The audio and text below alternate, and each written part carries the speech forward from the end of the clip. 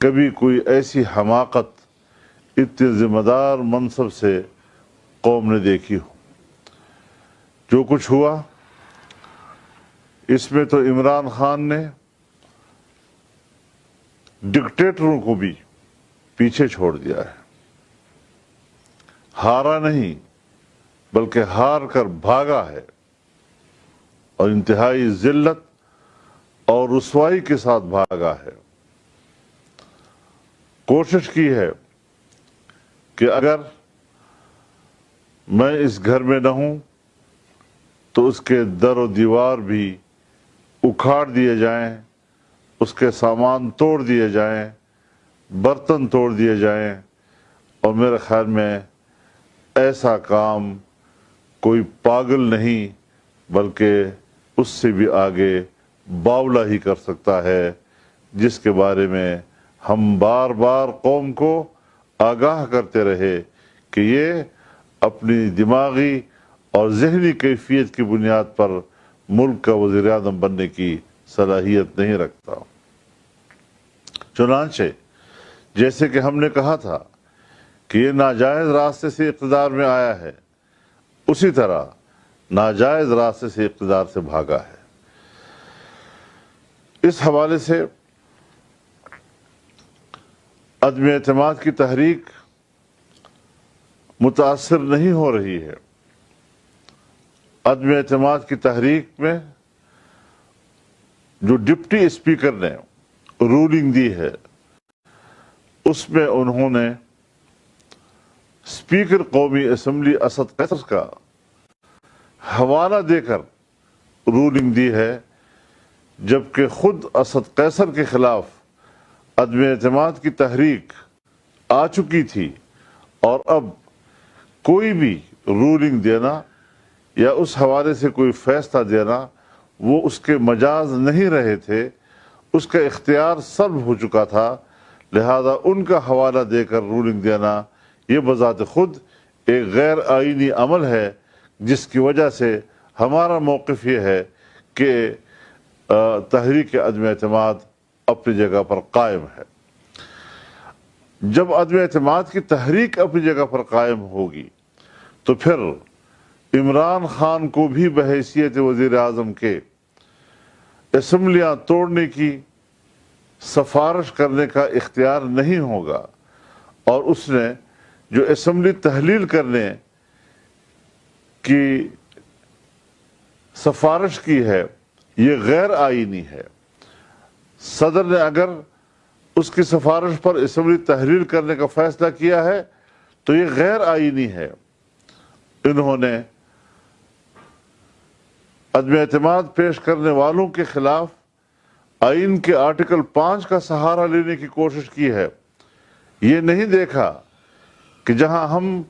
Article 5 کا سہارا لینے کی کوشش کر رہے ہیں وہاں ہم آئین کے آرٹیکل 6 کی خلاف ورزی کی بھی مرتکب ہو رہے ہیں، یعنی ہم آئین کے خلاف بغاوت کی بھی مرتکب ہو رہے ہیں۔ تو اس اعتبار سے ذرا سوچنا چاہیے کہ انہوں نے ملک کے نظام کے ساتھ، پارلیمنٹ کے ساتھ، جمہوریت کے ساتھ کیا کھلواڑ کیا ہے، کیا مذاق کیا ہے، اور کیا قوم ان لوگوں کے ان تماشوں کو محض دیکھتی رہے گی۔ اس اعتبار سے جمعیت علماء اسلام نے جو موقف پہلے دن دیا تھا، مسلسل ایک ایک واقعہ ہمارے موقف کی تائید کرتا چلا آ رہا ہے، اور آج کے اقدامات نے تو ہمارے موقف پر مہر تصدیق ثبت کر دی ہے۔ میرے محترم دوستو، انہوں نے جمہوریت کا چہرہ مسخ کر دیا ہے اور اپنا اصل چہرہ بے نقاب کیا ہے۔ انہوں نے آئین کی بے توقیری کی ہے، آئین کی رسوائی کی ہے، اور آئین کو انہوں نے ایک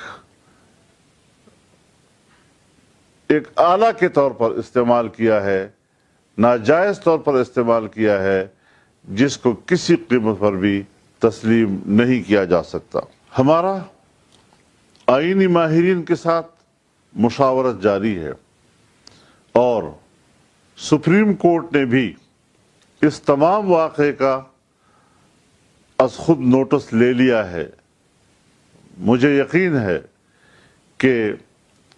जो आज उन्होंने मजाक किया है, खिलवाड़ खेला है और मज़हका खेज किस्म का सरप्राइज दिया है, पता नहीं किस ख्याल में उन्होंने सोचा होगा कि हमारे इस इक़दाम की पजीराई होगी, हमारे कारकुन की महल्ले कूचे में इज्जत बढ़ेगी। उसने नहीं सोचा कि उन्होंने अपने ही कारकुनों को मायूस किया, महल्ले कूचे में उनको रुसवाई की तरफ धकेला और आज वो महल्ले के एक एक आदमी के ज़ुबान पर मजाक बन गए हैं। हमारा मुशावरत का अमल जारी है और अगले इक़दामात भी हम मुश्तरका राय अमल के साथ करेंगे। नए इलेक्शन कराना ये तो हमारा रोज़ अव्वल से मुतालबा रहा है कि फ़ौरन इंतखाबात कराए जाएं, लेकिन हमने फिर भी ये कोशिश की कि जो कुछ भी आगे होता रहे वो मुल्क की आईन के दायरे के अंदर होता रहे। इदारों के एहतराम और उनके किरदार को मद्देनज़र रखते हुए हमने उस दायरे को पसंद किया, उसी दायरे में काम करने के लिए और उसी के हवाले से, उसी के सहारे से इक़दामात करने के हमने फैसले किए। लेकिन आज उसने उनकी भी, इदारों की भी धज्जियाँ उखेड़ दी और ऐसे हालात पैदा कर दिए कि मावराए आईन मुल्क पे इक़दामात हो सके। लेकिन इंशाअल्लाह अज़ीज़ हम आईन, पार्लियामेंट और वोट की बारादस्ती के लिए जहाँ 3.5 साल तक रोडों पे खड़े रहे, आने वाले वक्त में भी हम अपने इस किरदार को जारी और सारी रखेंगे। तो हमारी ये जची तुली राय है कि जब तक अदम एतमाद की तहरीक पर वोटिंग नहीं होती, वज़ीर आज़म असम्बली को तहलील नहीं कर सकते। स्पीकर कौमी असम्बली के खिलाफ अदम एतमाद की तहरीक आने के बाद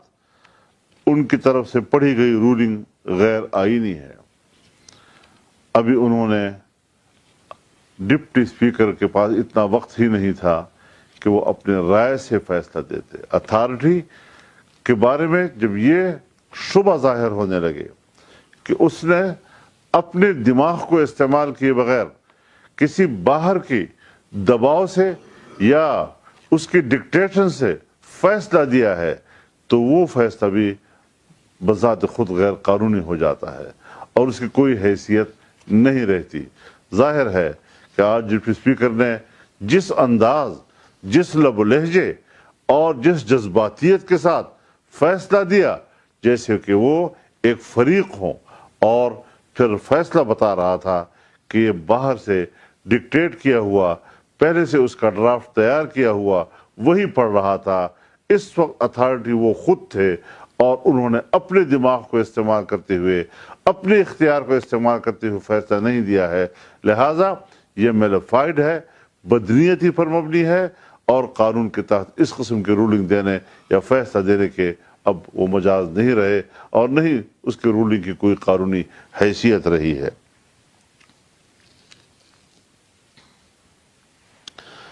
तो ये है हमारी वो राय और इंशाअल्लाह नाजायज़ हुकूमत के खिलाफ जद्दोजहद जारी रहेगी ताकि एक सेहतमंद सियासी निज़ाम पाकिस्तान में परवान चढ़े और इस किस्म के क़ुव्वतों से कौम को निजात मिले। बहरहाल एक नतीजा जो पब्लिक के लिए इन तमाम हालात में खुशी की है वो यही कि नाअहलों से और नालायकों से कौम को निजात मिल गई है और वो बजा तौर पर इस पर जो हमें निजात मना सकते हैं। वो हारे हुए हैं, शिकस्त खुर्दा है, ऐवान की अक्सरियत उनके पास नहीं है। उनके पास कुल 80 अराकीन बैठे थे जबकि 200 से ज़्यादा अराकीन उसके खिलाफ वोट देने के लिए ऐवान में मौजूद थे। तो इस हवाले से पार्लियामेंट की राय बिल्कुल वाज़ेह तौर पर सामने आ चुकी है और अब اس کو قانونی موشگافیوں میں الجھا کے یہ سمجھنا کہ اس کی کوئی سیاسی اہمیت نہیں ہے، اس کی کوئی قانونی اور آئینی حیثیت نہیں ہے، میرے خیال میں یہ سوچ بھی انتہائی نچلی سطح کی سوچ ہے اور غیر سنجیدہ سوچ کہلائی جا سکتی ہے۔ اللہ تعالیٰ پاکستان کی حفاظت فرمائے اور ایک صحت مند سیاسی نظام پاکستان کو عطا فرمائے تاکہ اس کے نتیجے میں ملک ترقی کرے، اقتصادی ترقی کرے اور قوم کے عام آدمی کی خوشحالی کا سبب اور ذریعہ بنے۔ وآخر دعوانا الحمدللہ رب